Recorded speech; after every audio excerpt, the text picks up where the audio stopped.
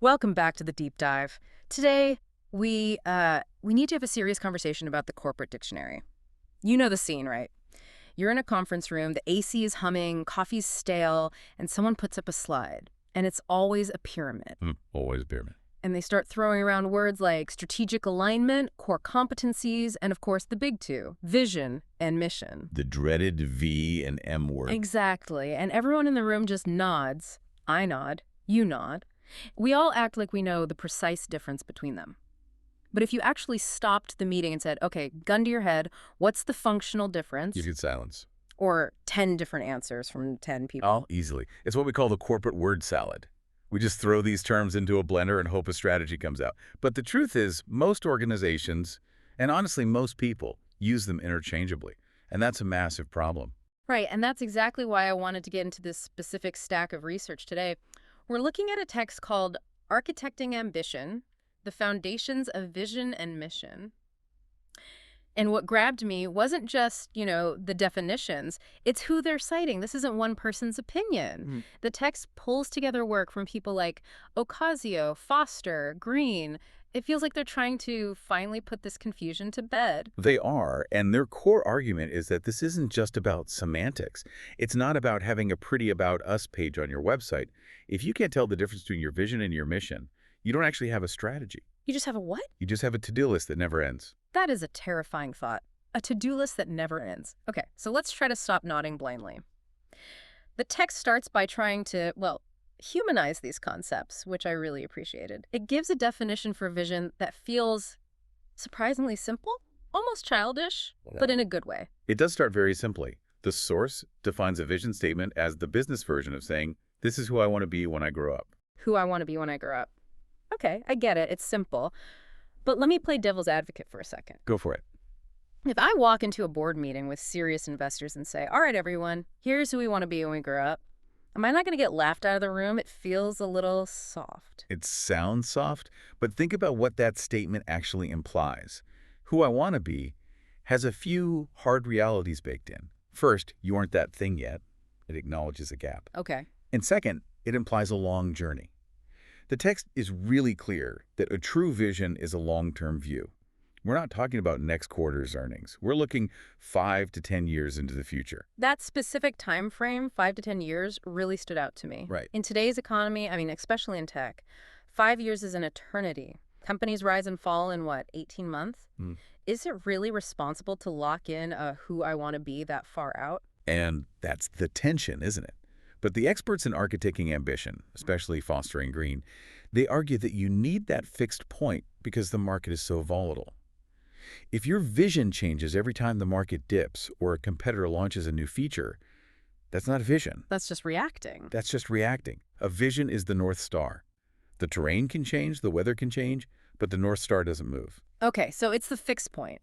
But the text lists 5 core elements that make a vision work, and I want to challenge one of them. It says a vision must be clear, inspirational, long-term, aligned with values, and then it drops this bomb.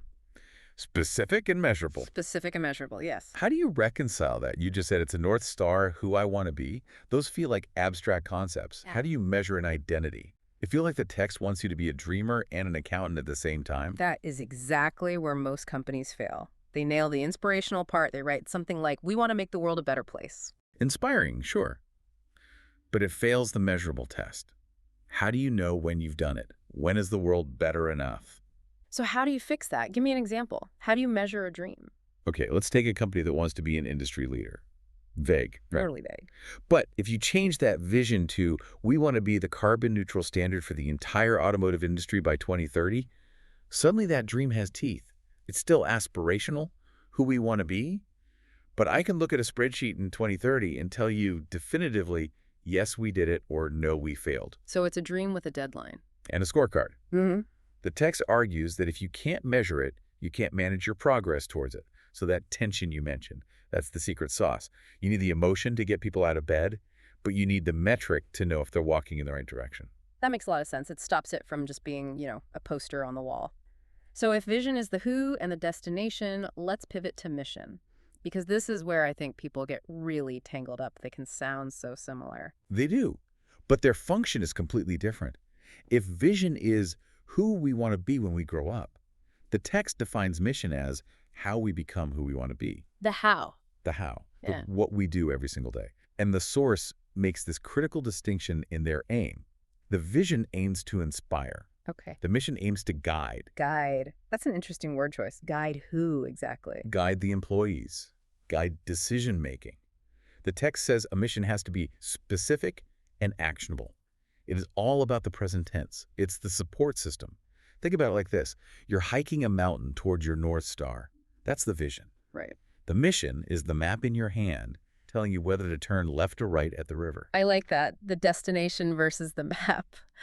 But let's ground this a little. I'm an employee. I've got 500 emails, 3 projects on fire. How does a mission statement actually help me? It usually just feels like something management writes to feel good. A good mission statement solves exactly that problem. Let's say your mission is about delivering the fastest customer response in the industry. You're staring at 2 tasks. A strategic planning doc due next week, or a customer complaint that just came in. If the mission is clear, you know the answer. I answer the customer. You answer the customer. Because the mission prioritizes the now. It creates a filter for all that noise. If the mission is vague, the employee just guesses. Or they do whatever's easiest. Okay, so vision equals destination. Future, inspirational, measurable. Got it. Mission equals map. Present, actionable, guide. You got it. Theory is great, but I want to see if this actually holds up in the real world. The source material gave us 2 examples, and I have to be honest, the first one, when I read it, I kind of groaned. The training department Yep. case study. The training department. I'm going to read their vision statement, and you have to tell me why this isn't just pure word salad. Okay, lay it on me. Here it is. Our vision is to unify employee and customer qualification journeys across the complete learning life cycle. It's a mouthful. It sounds like it was written by a committee of robots. Unify qualification journeys. Learning life cycle. If I'm a new hire and I read that, I'm not exactly inspired. Why does the text hold this up as a good example? I agree, the language is dense. But look past the jargon at the actual problem they're trying to solve. In those companies, who trains the employees? HR or a dedicated L&D team? Right. And who creates the tutorials for the customers? Usually marketing or customer success. Exactly. 2 different silos. 2 different teams, often 2 different budgets. So what happens?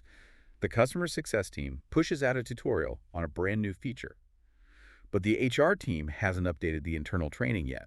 So a customer calls in, and the employee on the phone says, "What feature?" I have definitely been on that call. It is infuriating. A total disaster. Yeah. So while the phrasing unify qualification journeys is dry, the ambition, the vision, is actually radical. They're saying, we want to be a department where the inside and the outside move at the same speed. They want to break the silo. You want to break the silo. Yeah. Okay, that is actually profound. It's a vision of a fundamentally different way to operate.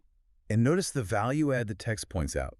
It says, as they train customers, they are simultaneously training employees.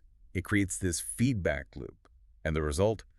World-class customer service. So going back to our checklist, is it measurable? I guess you can measure the gap between customer knowledge and employee knowledge. You absolutely could. You could measure time to proficiency for both groups.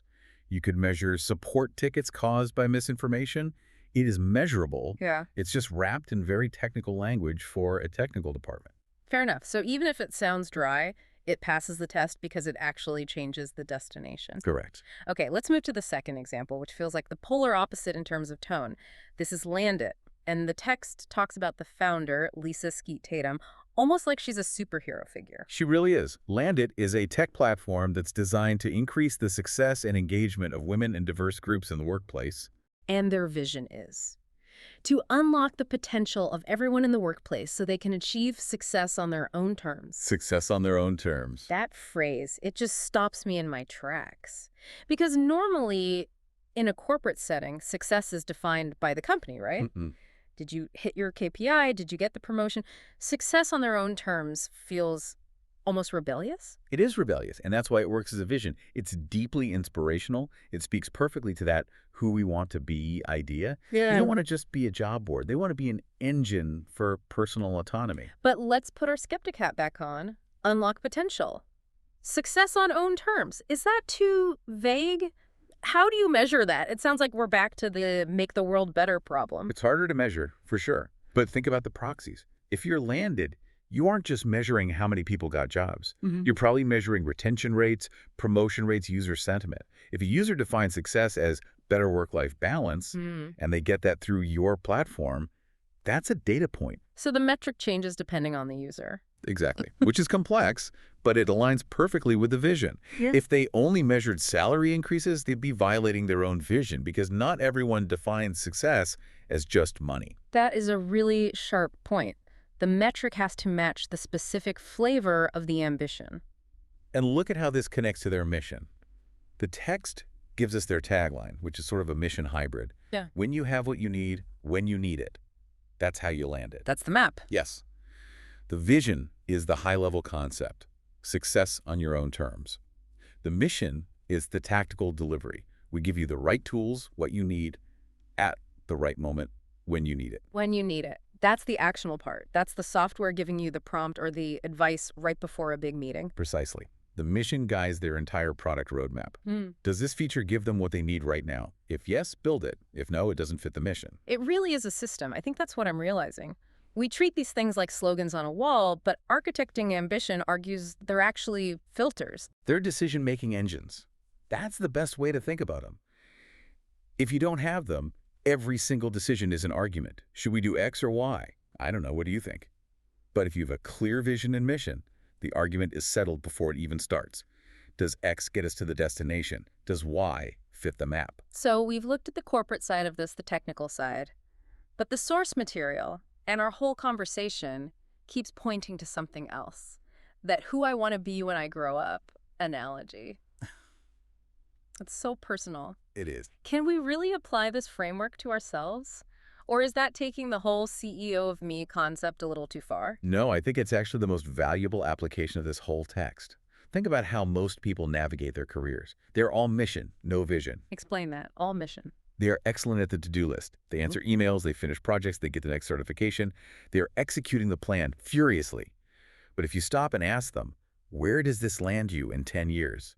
What's the actual destination? Silence. Or they say something generic like, I want to be successful, which, as we just established, is not a vision. Right. It fails the specific test and the measurable test. Exactly. Without a vision, you can be incredibly efficient at climbing a ladder, only to realize 10 years later that it was leaning against the wrong wall. That is the nightmare scenario. Efficiency without direction. It is. Architecting ambition challenges us to do the hard work of defining the destination first. And it has to be a little scary. It has to be 5 to 10 years out.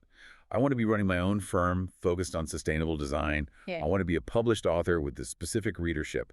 Those are destinations. And once you have that, the bad days at work, the mission days, they feel different. They have context. You aren't just suffering through a spreadsheet.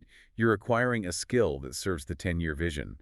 It transforms drudgery into training. But we have to circle back to the hardest part, the measurement. I'm comfortable saying I want to be a writer. I am very uncomfortable putting a metric on it because, well, what if I fail? That's fear. And that is why most people keep their visions vague. If you keep it vague, you can never technically fail. But you can never technically succeed either. Oof. If you keep it vague, you can never technically fail. That hits hard. The source is adamant about this. You have to measure it. If your vision is personal, maybe the metric is publish 2 books, or save X amount of dollars, or work only 4 days a week by 2030. You need the ruler. It seems like the ruler is what makes it real. Before the ruler, it's just a wish. After the ruler, it's a strategy. Precisely. And that's the takeaway from all the authors in this text. Strategy isn't magic, it's just rigor.